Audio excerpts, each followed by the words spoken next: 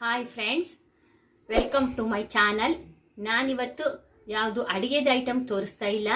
ಅಡಿಗೆಗೆ ಯೂಸ್ ಆಗೋಂಥ ಹೊಸ ಒಂದು ಪ್ರಾಡಕ್ಟನ್ನ ತಗೊಂಡಿದ್ದೀನಿ. ಅದು ನನಗೆ ತುಂಬ ಯೂಸ್ ಆಗ್ತಾ ಇದೆ.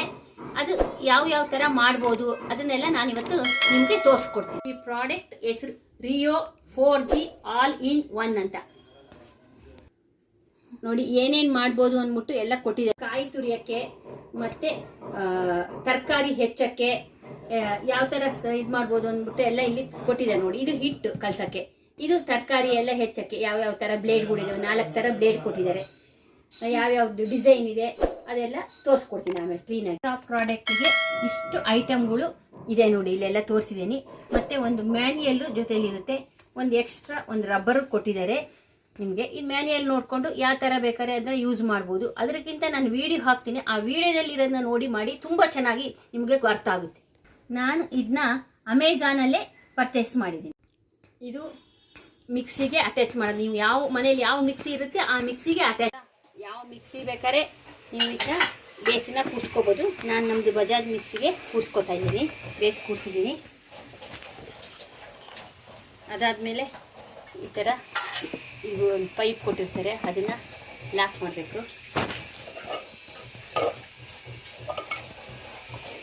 ಆಮೇಲೆ ಜಾರು, ಇದು ಅಷ್ಟೇ ನೋಡಿ, ಲಾಕ್ ಆಯ್ತು. ಲಾಕ್ ಮಾಡಿದ್ರೆ ಆಯ್ತು, ಕೂತ್ರಿ ಥರ ತಿರುಗಬಾರ್ದು.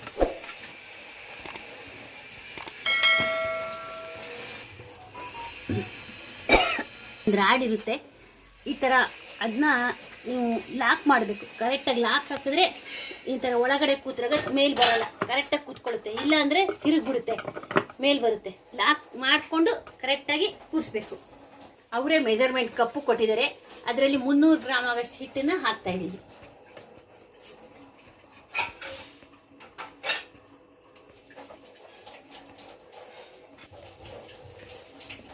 ಚಿಕ್ಕ ತಕ್ಕಷ್ಟು ಸ್ವಲ್ಪ ಉಪ್ಪು ಹಾಕ್ತಾ ಇದ್ದೀನಿ.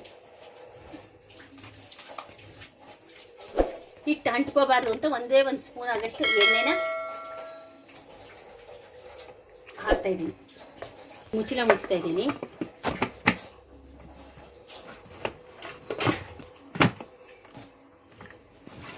ಮೂರು ಕಡೆ ಲಾಕ್ ಇರುತ್ತೆ, ಆ ಲಾಕಿನ ಕರೆಕ್ಟಾಗಿ ಮಿಕ್ಸಿ ಹ್ಯಾಂಡ್ಲಿಗೆ ಹಿಂಗೆ ಲಾಕ್ ಮಾಡಿ ಕೂರಿಸ್ಕೋಬೇಕು.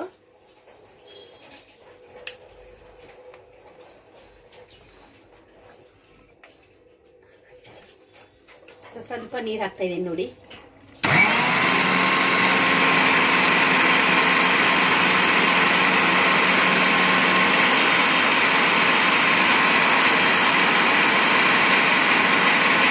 ಇಸ್ಕೊಂಡು ಸ್ವಲ್ಪ ಬೇಕಾದ್ರೆ ನೀರು ಹಾಕ್ತಾ ಇರ್ಬೋದು.